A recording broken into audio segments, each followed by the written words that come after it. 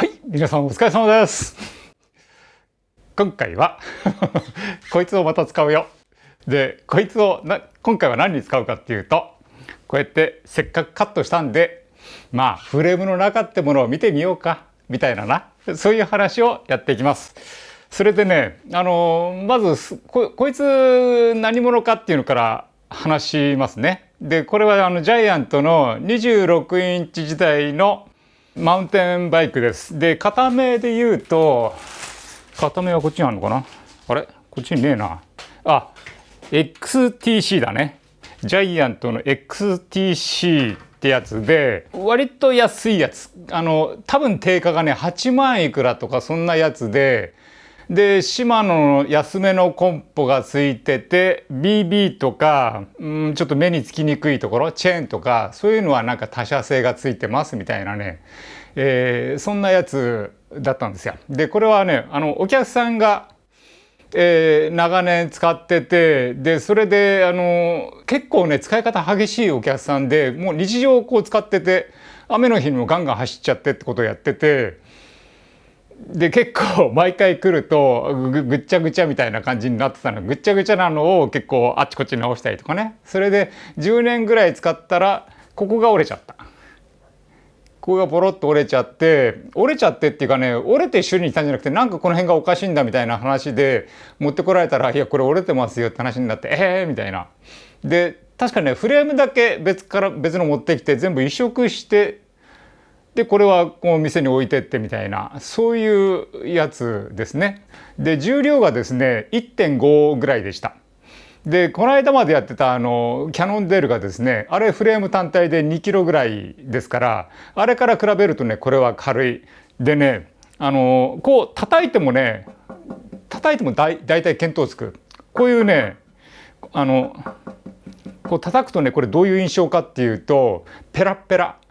だからこれなんかさフレーム単体で売っていたらそれこそコスパとかはめちゃめちゃいいんじゃねえのって思うんだけどねまあそういう売り方しなかったですけどねジャイアントはフレームだけで売ってるのってのは一番上のグレードぐらいしかフレーム単体で売るっていうのやってないですからねだからこれはフレーム単体で売ったら3万円とかで売ってたらもうワオだよねワオだけどまあ販売側は嫌だよね乗せ替えするのに工賃もらおうっていうと大抵の人は嫌がっちゃうからだからまああれですよ完成車として流通させるのが一番儲かるっていうそれは消費者のニーズにも合ってるんでこれはフレーム単体では流通しなかったっていうやつですね。でこれでね走るとどんな印象かっていうと今時って感じだよね。軽くて剛性が高くて踏むとこうビュンビュン走っていくっていう感じだから、性能としてはなかなかなんですよ。それで、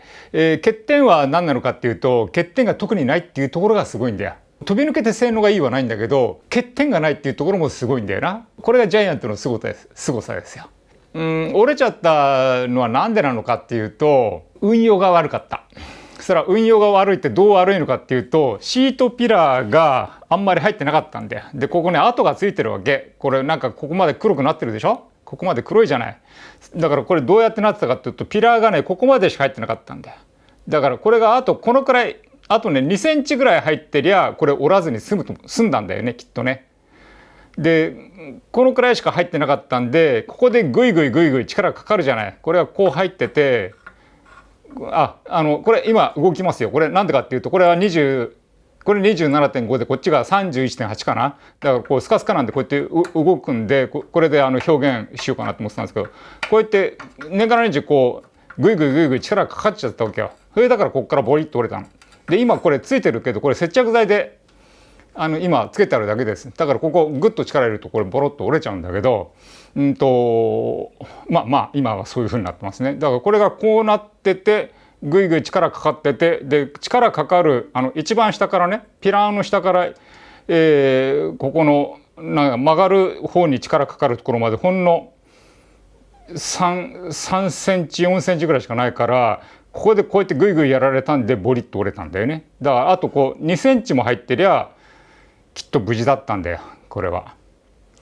言い方変えりゃこの何あと2センチ長いピラをつけてりゃこれは折らずにきっと済んだんだよね。まあ残念でした。五輪中ですね。まああとは、アルミのペラペラなのだから金属疲労ってのもあるんですけどね。それで私のね、実家に置いてある古いマウンテンバイク、あれはね1995年ぐらいかな。で時代ってのはこういう3次元的なフレームの作りになってなくてただのパイプだったんですよ。あれは山でガンガン走ってるとこの辺からパリッと折れるんだよ。であれは折れるほど走ってないんでまあ折れてないんですけどね。あとはレースに使ってないでただ林道を走りに行くだけに使ってるんで負担が少ないっていうのもあるんですよ。つまりがねレースだと周回コースなんかだとどこをどう走ればいいかっていうのが1周目でもう分かっちゃうから、もしくは思想をするだけで分かっちゃうでしょ。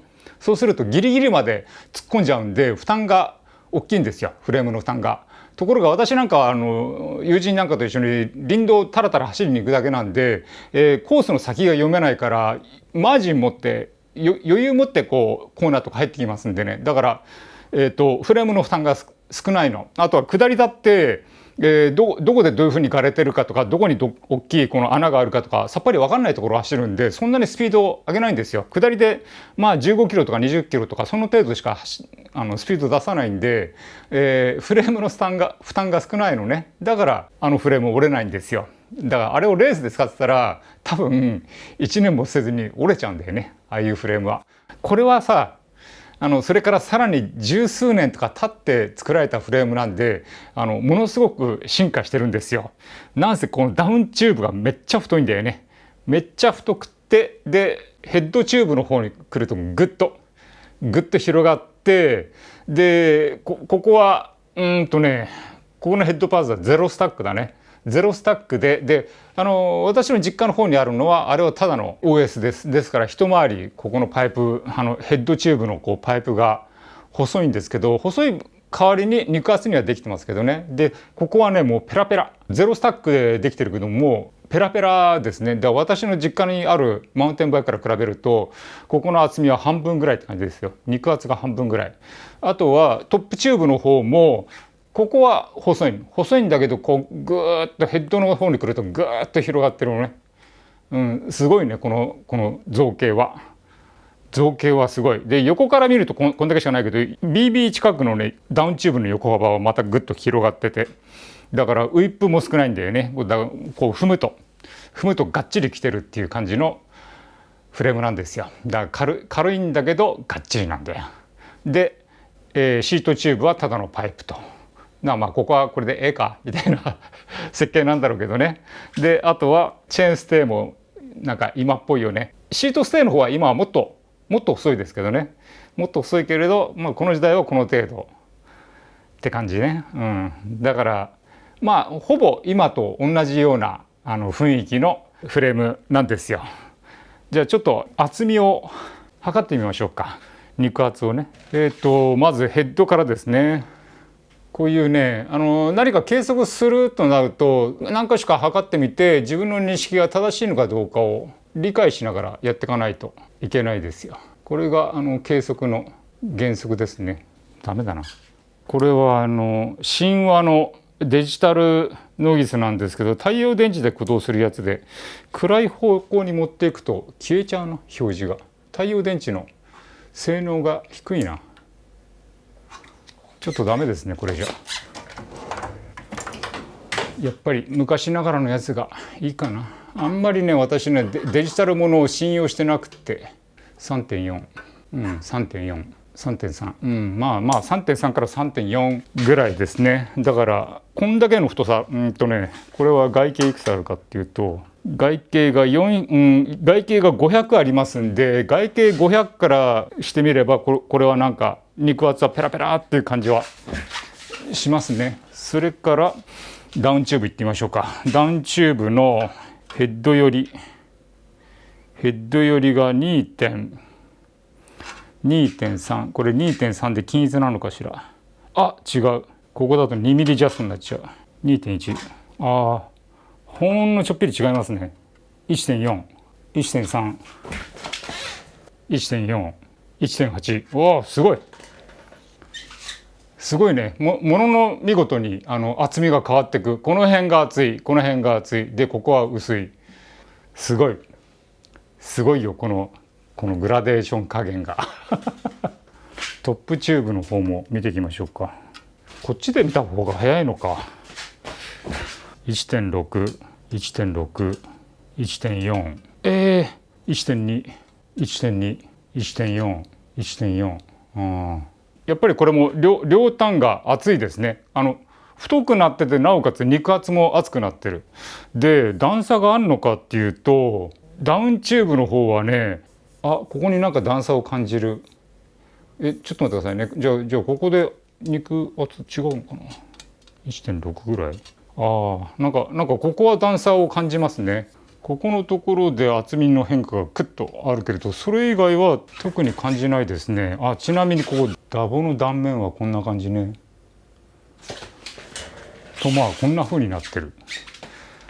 あとは力のかかる BB ですね。BB の厚みは 3.3。3.3 でこれは均一だろうな。あれ違うな。こっちは 2.9。なんか均一じゃないですね。こっちは 2.9 でこっちは 3.3 あるな。反対はどうよ。 3.3、 3.3。おかしいな。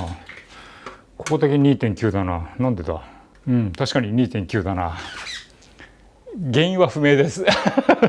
でもここは基本 3.3 ミリみたいな感じよ。で、一部分ちょっと狭いところがあって、それは何でしょうね。狭いっていうか薄いところがあって、それは何でしょう。ちょっと分かんないです。これももともとただのパイプだったと思うんですよね。パイプカットして、それでここに溶接ってことをやってるだけ。